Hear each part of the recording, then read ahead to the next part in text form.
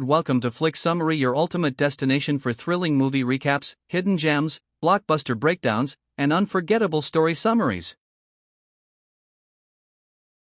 After Quentin Beck frames Peter Parker for his murder and reveals that Peter is Spider-Man, the Department of Damage Control arrests Peter, his girlfriend, Michelle MJ Jones-Watson, his best friend, Ned Leeds, and his aunt, May Parker.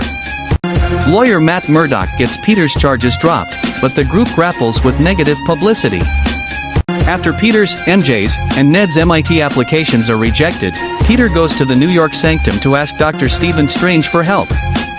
Strange starts casting a spell that would make everyone forget Peter is Spider-Man, but it is corrupted when Peter repeatedly requests alterations to let his loved ones retain their memories. Strange contains the corrupted spell.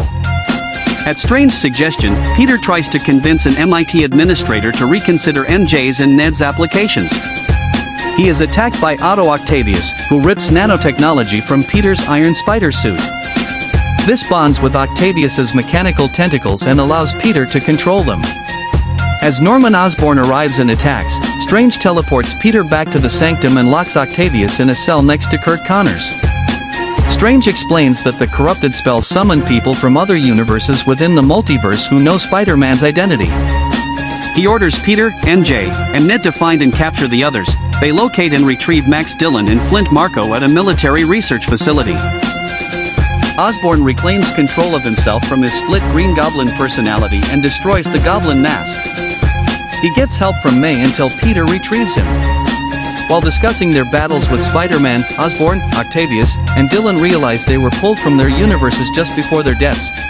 Strange prepares to reverse the contained spell and send the villains back to their respective universes, but Peter argues that they should first help each villain to possibly change their fates upon their return.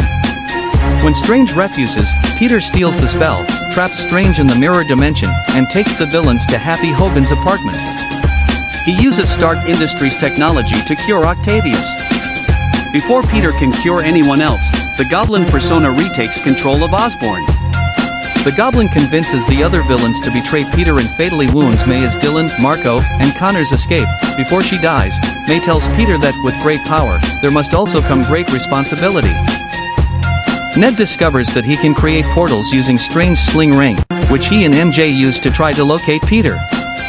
They instead find Peter 2 and Peter 3, alternate versions of Peter who were also summoned from the villains' universes by Strange's spell. The group finds this universe's Peter 1, who is mourning May and ready to send the villains home to die. The alternate Peters share stories of losing Uncle Ben, C, and Gwen Stacy, D, and encourage Peter 1 to fight in May's honor. The three Peters develop cures for the villains and lure them to the Statue of Liberty. Peter 1 and Peter 2 cure Connors and Marko while Octavius helps cure Dillon.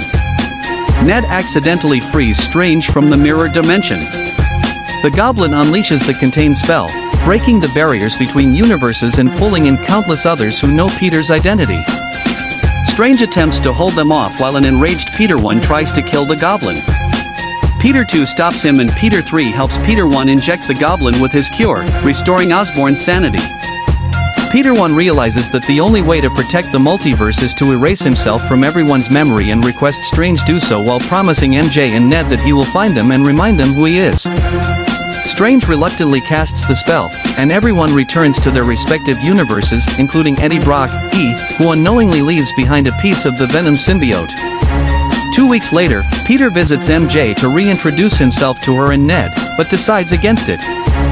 While mourning at May's grave, he has a conversation with an unknowing Hogan and is inspired to carry on, making a new Spider-Man suit and resuming his vigilantism.